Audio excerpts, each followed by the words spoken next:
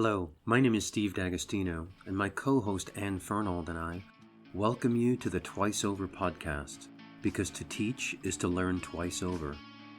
In this episode, Your Ability Not Your Circumstances, Anne and I are joined by Rafael Zapata, Chief Diversity Officer, Special Assistant to the President for Diversity, and Associate Vice President for Academic Affairs at Fordham University, who shares his thoughts about how to care for our students, our colleagues, and ourselves. Rafael, can you tell us a little bit about what your job is at Fordham and what you do? First, let me say thank you to both you and Steve for inviting me to serve as your first guest on this wonderful podcast. My title, Special Assistant to the President for Diversity, Associate Vice President for Academic Affairs, and Chief Diversity Officer. My job essentially is how do we move Fordham institutionally to achieve its goals around diversity, not just structural diversity, but helping our students, faculty, and staff all thrive. What is our relationship and responsibility to the local community, given the social and economic challenges that play out right outside our gates? How do we engage thoughtfully and authentically? The guiding vision that Steve and I have for this podcast is to kind of think about what our students need, how we can help our students, and what resources we do faculty need to help students learn what they need to know right now. And our fourth guiding vision really comes from you, Rafael, which is who do we want to be during and after this crisis?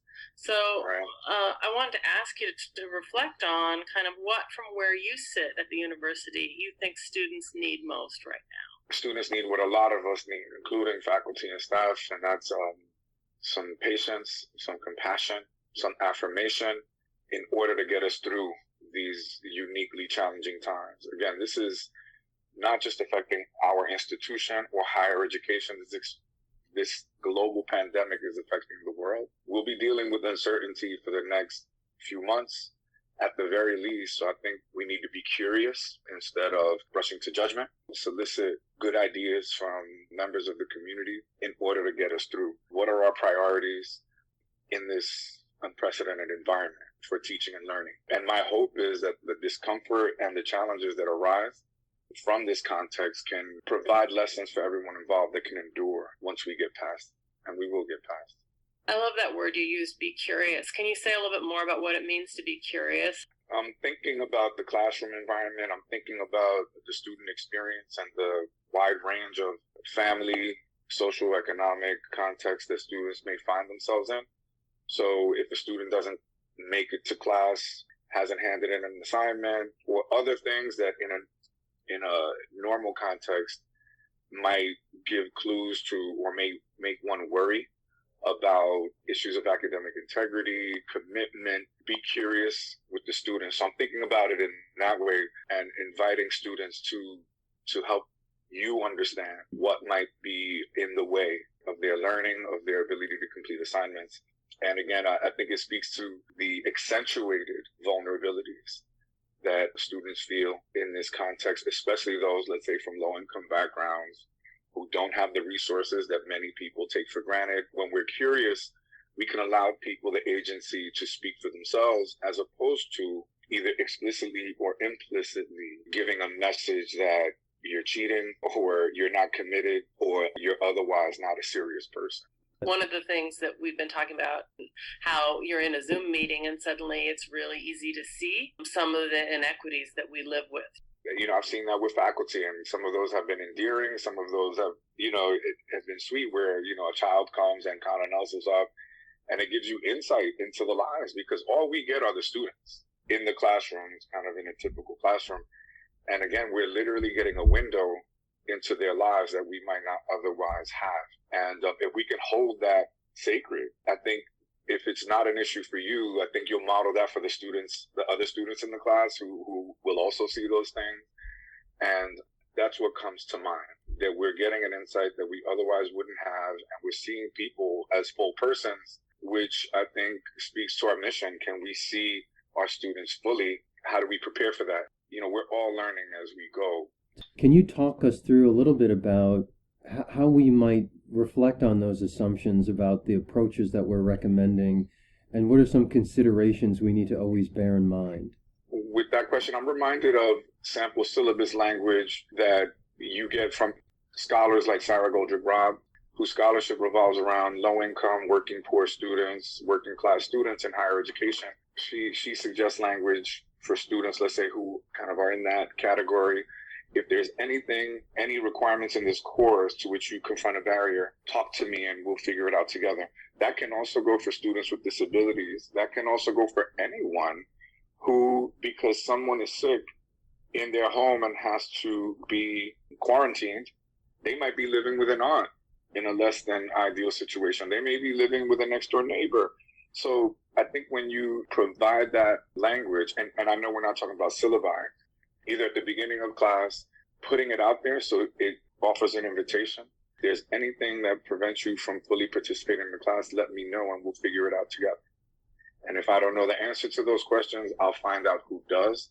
And to the best of our ability, we'll work on some solutions. Because It's important to us that you get to fully participate and complete the semester in a way that demonstrates your ability, not your circumstances. The difference between the legal language of what we're required to provide in terms of accommodation and the kind of welcoming language that you just modeled, Rafael. Really, as educators, what are we trying to do in terms of inviting you into the space? This problem is much bigger than Fordham. On average, some scholars talk about 17% of students are food insecure. Some of those students come from low-income, working-class families. They're probably going to be the ones who have lost their jobs already or who are vulnerable to losing their jobs, to being laid off or furloughed. That's huge. We're not just talking about owing $1,000 on my tuition bill and I can't register. We're talking about people who may not be able to provide their rent. And we've had cases like that already. So a faculty member, what they can do is inquire, and this has happened already. And what that's allowed us to do is to centralize information. The question is, this is beyond the students. This kind of emergency is widespread. And the question becomes, no one institution is going to be equipped. Even the Harvards of the world may have limits.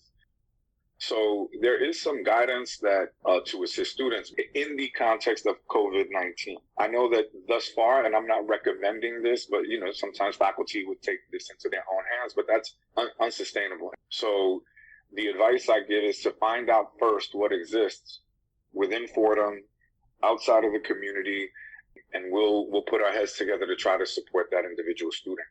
And to your point about when you invite students, especially those from particularly disadvantaged or high need backgrounds for whatever reason, we're not equipped. We're not social workers. We're not counselors. Some might be, but even if you are, we don't take on caseloads. What we can do is try to put our heads together and think wisely to try to support the student and hope we can at least have a positive impact. This is kind of a mind-boggling situation because it's still unfolding. The impacts of this pandemic continue to unfold. And I know that for a lot of my students, and I see it in my own children, I've got 2 teenagers, just the Zoom check-ins with a faculty member, just seeing the familiar face of an adult who cares about you can really help you feel back to yourself a little bit. And I'm wondering what resources have been most helpful or inspiring or useful to you in thinking about your role at the university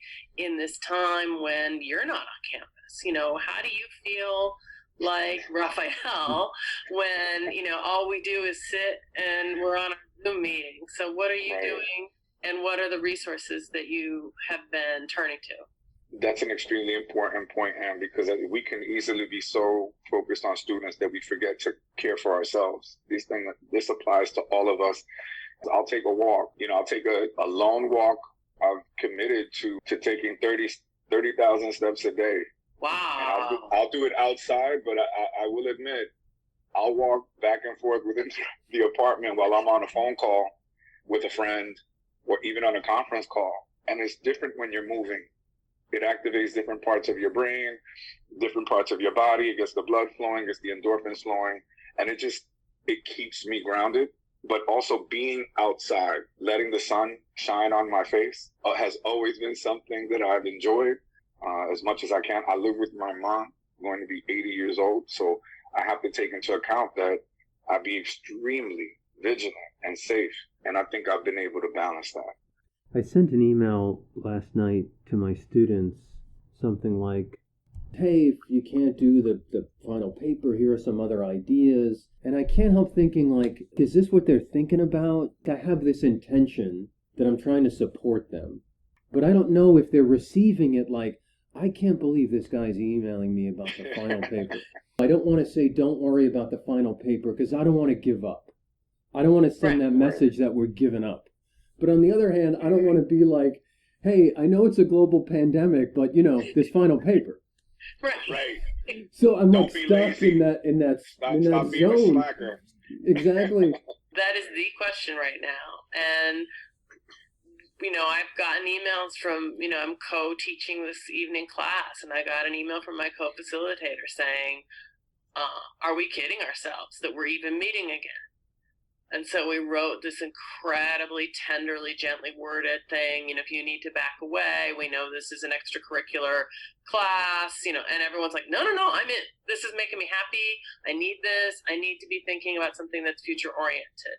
I need to be thinking about something other than COVID-19. And that's not true for everybody. And that might be a student who's caring for someone or worrying about someone who's very sick. And it might be a student who's relatively unaffected, right? A student who, by relatively unaffected, I mean, and this is kind of my hope and wish for everyone who's listening, right? That the worst we're experiencing is boredom and anxiety, right? Rather than active worry about someone who's sick or caretaking for someone who's sick, right?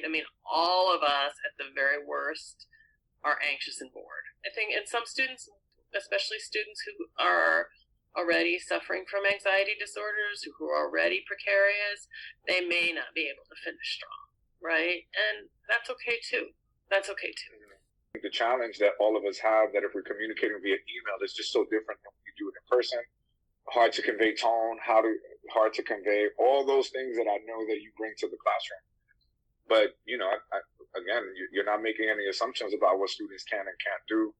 And you hope that you've developed the kind of relationship that they can engage with you. There are some, I guess what we're calling assumptions in this conversation that are perhaps not as supportive of students in terms of their ability to complete assignments on time, the testing conditions, accessing live sessions, and so on. What would you advise students to do in a situation where they're already, in some sense, disempowered because of the current situation and other factors, who are now confronted by an instructional setting that perhaps is not as supportive and understanding as it might be? What should that student do? It's a lot to ask for a student who's already feeling stressed out, who maybe initiated a conversation about their need to be accommodated. And when you have a faculty member who just doesn't understand, I would ask a student, who can advocate on my behalf? A dean. We have outstanding deans, advisors that could speak on behalf of a student, maybe to take that burden away, if that was something that helped the student, or someone that could help the student provide support for the student to advocate for themselves. Because that is a lot to ask in an already stressful environment for students who are constantly worried about whether their needs are going to be understood as valid and important, as opposed to, them seeking ways to work a system in a way that is void of integrity. Like, that's painful. So seeking support from people you trust, or seeking advice from deans or another faculty member with whom you have a good relationship, so that they can then advocate for themselves. And if not, someone can, and I've done this in my previous roles as an advisor, just to give some context and say, this young person is actually hardworking. This is how I've accommodated them in my class, something along those lines. But it's always better if the student can do it themselves. But again, these are just unusual times. We knew, Steve and I knew, Rafael, that we would want to talk to you and when we started this podcast. But one of the reasons why I knew for sure that we wanted to talk to you is how touched and inspired I was by what you shared from Father McCarthy, who's the VP for Mission Integration and Planning, about who do we want to be after this crisis. And that's really become kind of a North Star for me when I'm thinking about, what matters and what doesn't matter in this moment. And I'm wondering how you've been using that for yourself as a kind of way of assessing, how you spend your day, which meetings you take and which meetings you don't take. I was in a vice president's meeting and talked about what do we want to be able to say about ourselves once we get out of this? When we look back, and that's a question for all of us, but I know I want to be able to say that I was caring, I was available, present for colleagues, for students, and I hope it's how I try to be, every day in the work that we do. Can we move forward an institution that serves all students, faculty, staff in ways that help them thrive, that is affirming, that sees these communities as assets to be engaged? What can bring us into greater relationship with one another? It's a very Jesuit principle, one that resonates with me personally. And I want to be in spaces where I encourage that in others. Our mission is our North Star. This is when we really need to lean into it as we face these difficult times. And I have to say, I feel really good that the institution is doing that. All of us are suffering to some degree or another. There's a broader range of difficulty, but then how can we be there for one another in a supportive way? I just finished reading this book by Kevin Gannon, I think, called Radical Hope. He talks about the lesson that he learned as a teacher about rules that matter and the rules that don't matter, right? And that is in such high relief right now when we're in crisis. We're getting to the end of our conversation. If you want to tell us a little bit about a teacher who really mattered to you and how they continue to inspire you. I've had some great teachers. I'll tell you about one that comes to mind. When I was in grammar school, I had the same teacher from 7th and 8th grade, Russell Warren. These are teachers who see things in you that you don't know you have. You're in 7th grade. I grew up in public housing. I go to the neighborhood Catholic school. And he tried to get me into this program at Xavier High School. It was a summer program. It was eligible for 5 boys. He approached me among the 5 in our class, and I just wouldn't do it because I did other stuff over the summer. I did this other summer program where we did sports, and I just couldn't wrap my mind around it. I just wasn't ready to let go of the things that I was familiar with to kind of do something else that probably could have changed the trajectory of my life, for better or for worse. I'm happy with how my life changed, but he saw things in me, and we stayed in touch. He became a principal in the Bronx. When I was in high school, I talked to his students.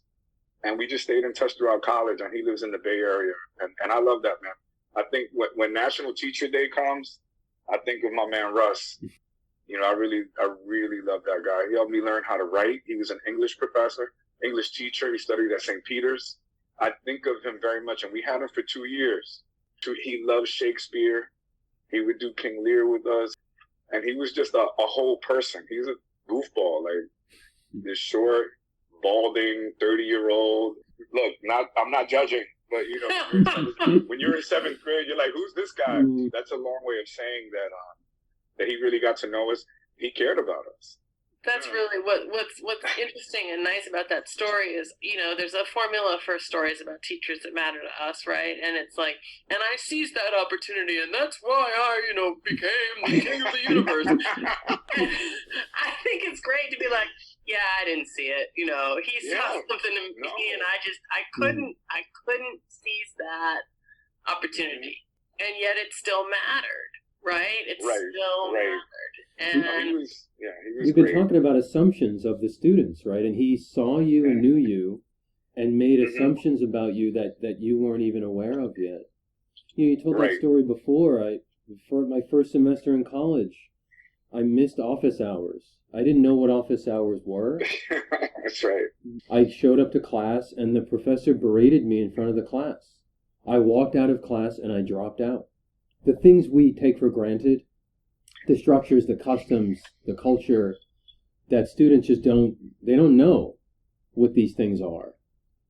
Right. And so, they can't take advantage of resources, or they can't, because they just they're not aware that my dean is my advocate, not someone, if I go to the dean, I'm in trouble.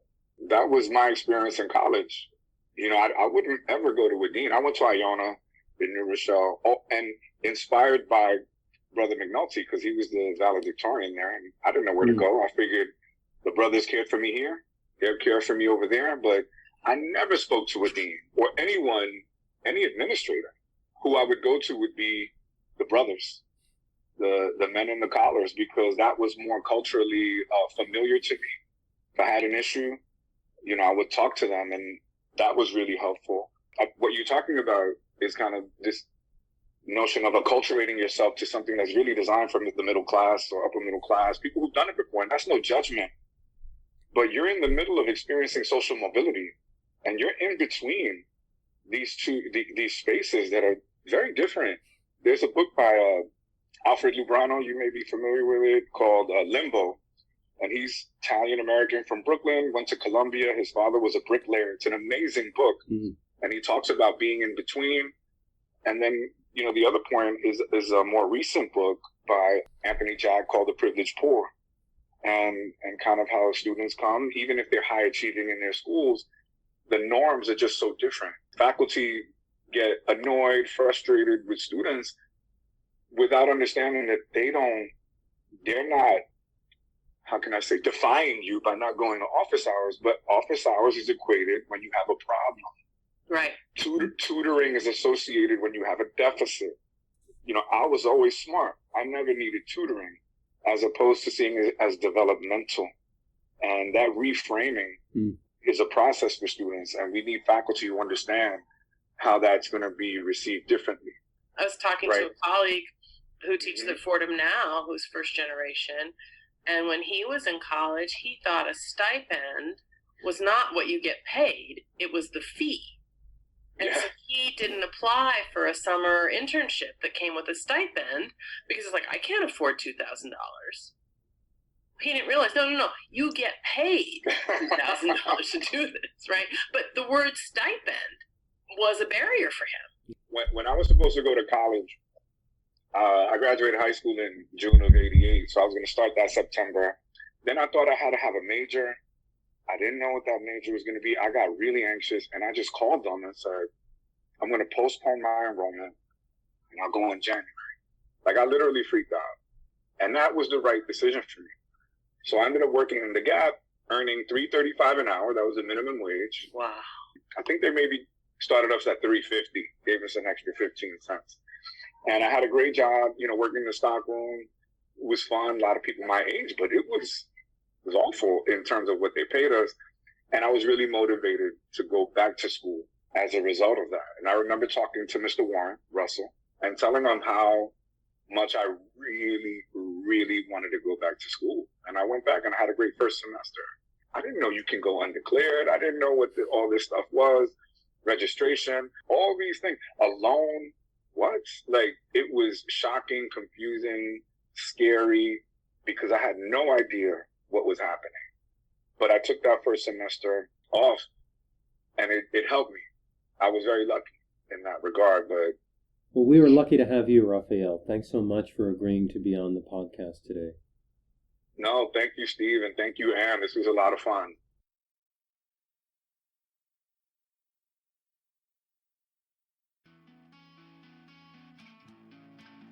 Twice Over Podcast is available on SoundCloud, Stitcher, and Spotify. For host and guest bios and show notes, please visit our website, twiceoverpodcast.com. You can follow us on Twitter at twiceover1 or email us at twiceoverpodcast@gmail.com. On behalf of Anne and myself, thanks so much for listening.